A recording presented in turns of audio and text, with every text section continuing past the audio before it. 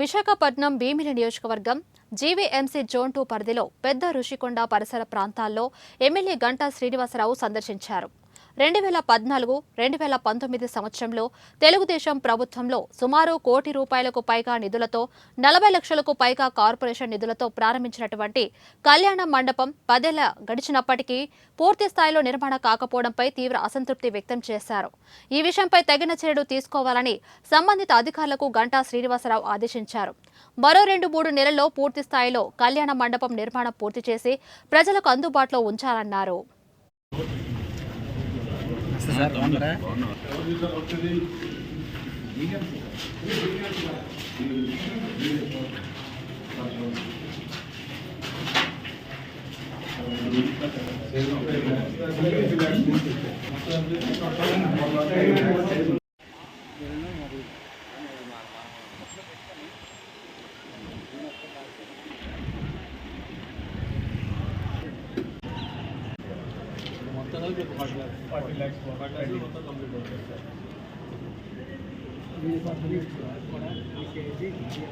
అందరికీ నమస్కారం.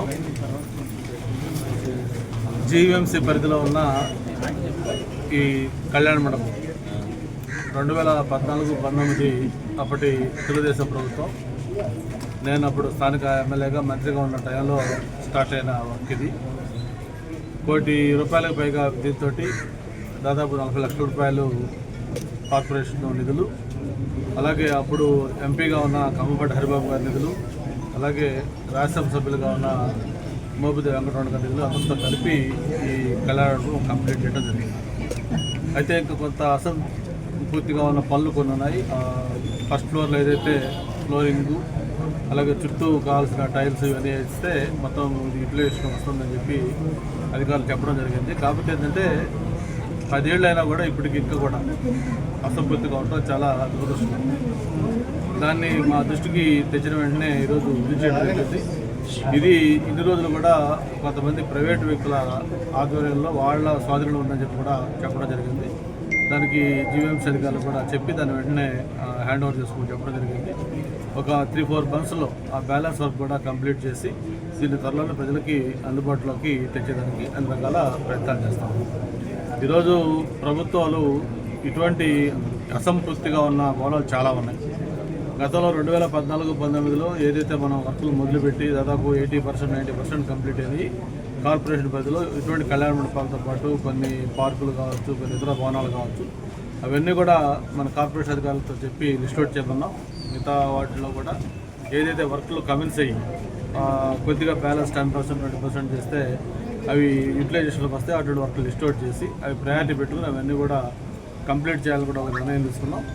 ఇవే కాకుండా మధురవాడలో కొన్ని ఉన్నాయి, మిగతా ప్రాంతాల్లో కూడా ఉన్నాయి. అన్ని లిస్ట్ అవుట్ చేసి అవన్నీ కూడా త్వరలోనే కంప్లీట్ చేసి పబ్లిక్ అందుబాటులో తేవాలని కూడా ఒక డిసిషన్ తీసుకున్నాం.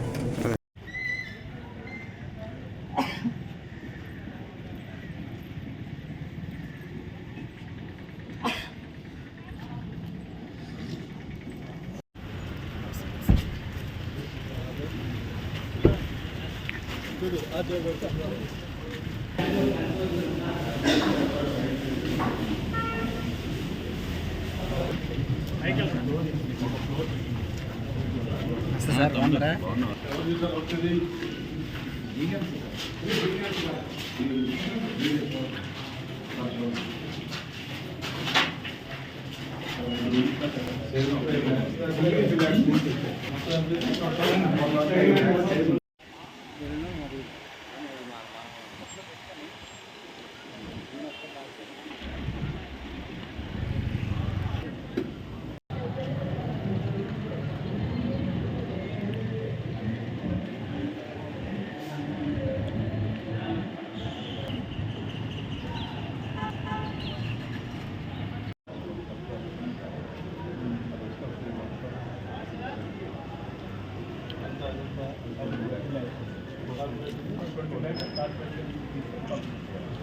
మొత్తం కలిపి 40 lakhs మొత్తం కంప్లీట్ అవుతుంది సార్.